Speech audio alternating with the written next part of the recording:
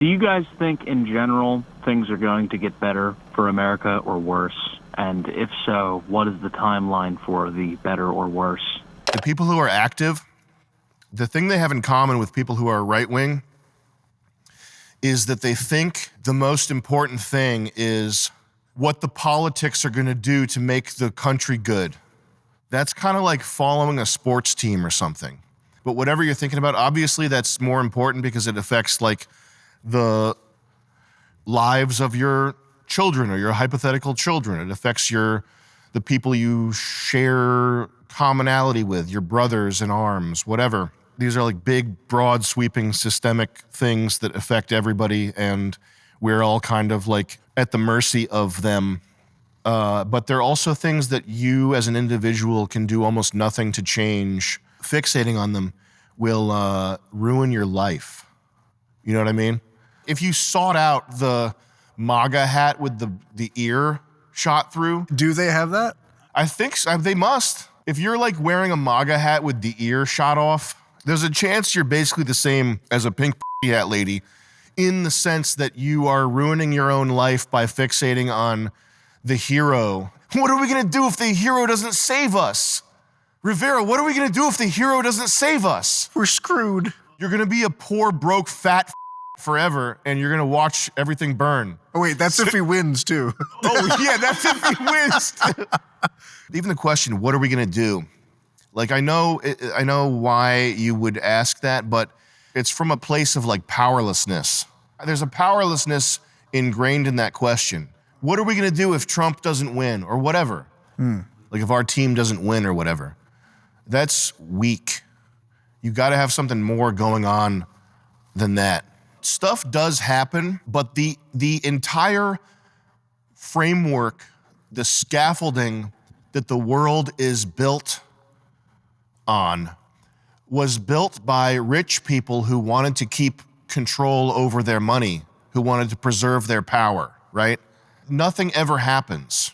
Like, yes, that's by design. You don't have to think of it as a shadowy cabal of evildoers, which I'm sure is also true. If your wealth and power was in some form and you had the ability to do so, what you would do is you would construct this like set of barriers that ensure that your wealth and power is never going to be disturbed. And that's why a lot of things look the way they look. There are certain things that are going to change. There's a lot of things that are not going to change. And your life is just going to continue going forward, whether or not you figure out how to play within this rule set that's been erected or not. A lot of the answers that people have, like going off into the woods and living off the grid type thing, I think that's like a fantasy that a lot of people have when they're first starting to grapple with the Lovecraftianness of this labyrinthine set of systems and rules. You think to yourself, I'm just going to remove myself from it entirely and grow carrots and have a hut. And then you start thinking like, oh, man, it's like Timothy McVeigh was right. But it's still like the rules didn't change and you have no money and you're Still.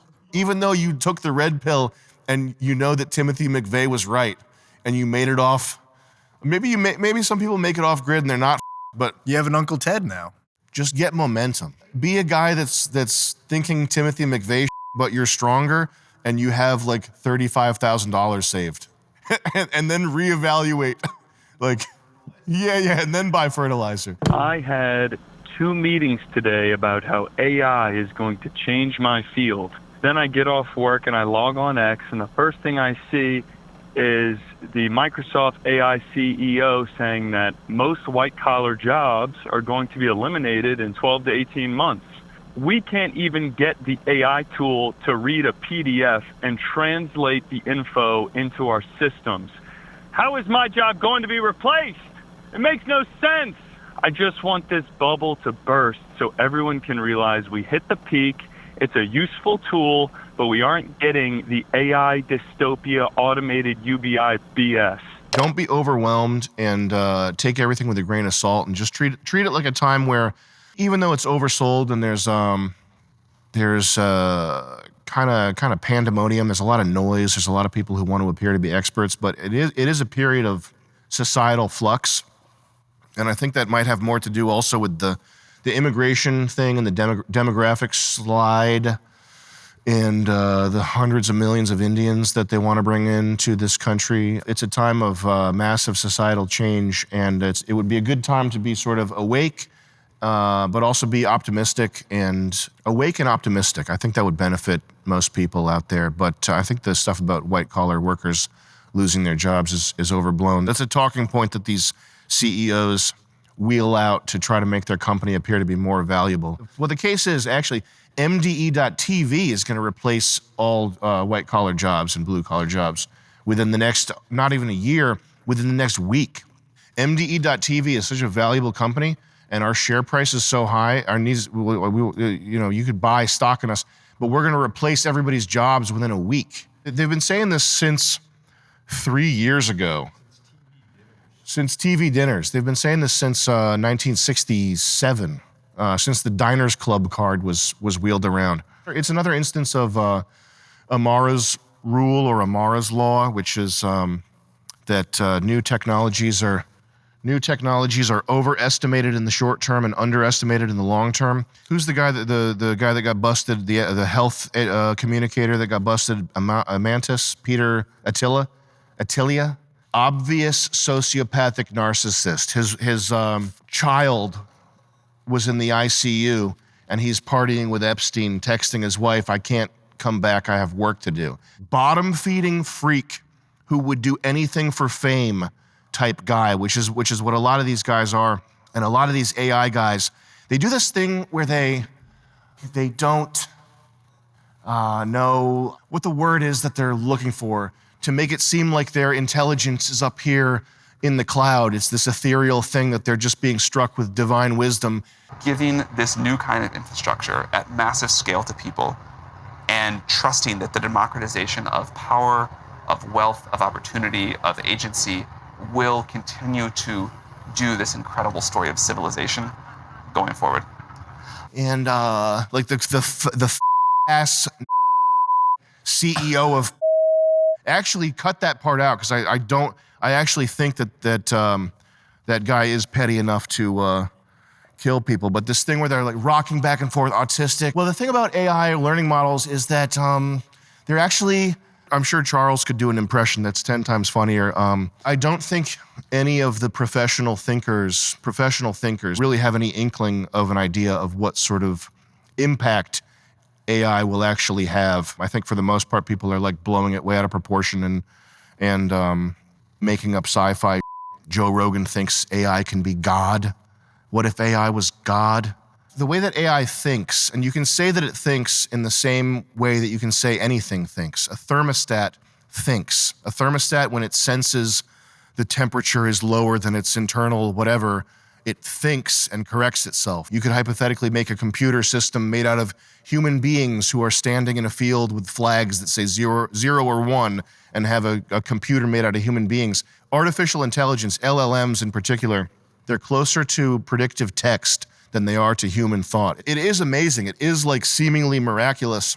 Miraculous in the sense that a computer programmer would use, not that a real person would use. People who are supposed to be very smart confuse exponential growth with S-curve growth. So exponential growth, it starts slow, it builds, and then it goes and it runs forever. It runs almost vertically at a certain point. S-curve growth, it does the same thing, and then it goes very fast, and then it starts to peter out. That's why it's called an S-curve. At the top, it starts to plateau. Phase changes and a lot of things in nature resemble S-curves, and I think the phenomena of very convoluted, intricate, predictive text is following a sort of S-curve phase change type thing of going from like smarter child to Reddit post up here. That doesn't preclude there being some sort of additional phase change if they come up with some way to, rework what an LLM is or add some additional layer of complexity that, I'm not smart enough to know what sort of things are hanging in wait that researchers have ready to roll out. But my hunch, just from looking at it as a normie outside observer, is that it's an S curve that's nearing the top.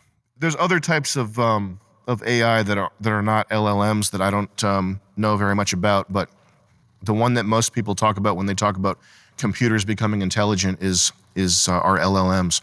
It would behoove you to be optimistic and to be looking for ways to get momentum, get some motion going, and start building something and start acquiring skills. There are certain things that society is always going to need. I don't think robots. I think the minute a black kid gets mutilated by a robot is when you're going to see like no more robots, no more robots in the streets. Robot police officer broke his arm, so we ain't with that. They ain't gonna do no more of that. If one of these machines, if there was a small chance that it was gonna maim you accidentally, you wouldn't have one in your home. And the most basic of robotic tasks, like cleaning a toilet, sorting through clothing, like peeling, preparing food, all these different types of things are an order of magnitude harder than driving. And I don't mean like an automated fruit peeling machine. I mean like a robot that's going to replace a line cook. That's not 10 years away. There's no shot that a robotic line cook, to the point where it's such an advantage that that it makes sense for every restaurant to replace their staff. That's not 10 years away. That's not 20 years away. It's probably not even 50 years away. It's like a fantasy. Project 2025 is what? We're going to get Steve Bannon into the White House? What was 2025? I was tuned out by that, actually, like Project politically. 2025. We're going to get Steve Bannon in the White House, and nobody's going to be afraid to throw up a based Roman. Didn't work. Project 2026 is we're going to get some muscle mass, figure out what we can do to make our time worth money to other people, not be a total freak that's in chat rooms. This is just what Gene said earlier. That's true, yeah. Wake up, drink a beer. No more reds and blues. Think, what if life was like a video game? What would I do right now to make my better, okay? Project 2026 is get some momentum. You know what's a cool thing that I've been doing? I've been journaling for like the past year or so. And so at the end of my day, I'll sort of write down things because I'm sort of annoyed that I'll compartmentalize different elements of my life and I'll forget things that are pretty meaningful to me. So I'll write them down at the end of the day so I remember them. Then I could look back and say, wow, that was a great day. And so sometimes in the middle of the day, I'll think of like an option to like be lazy or don't do something. And then there's an option to do something. And then that would be an added thing in my journal entry. And so that's a sort of gamifying thing of like, I'd like to make this journal entry interesting.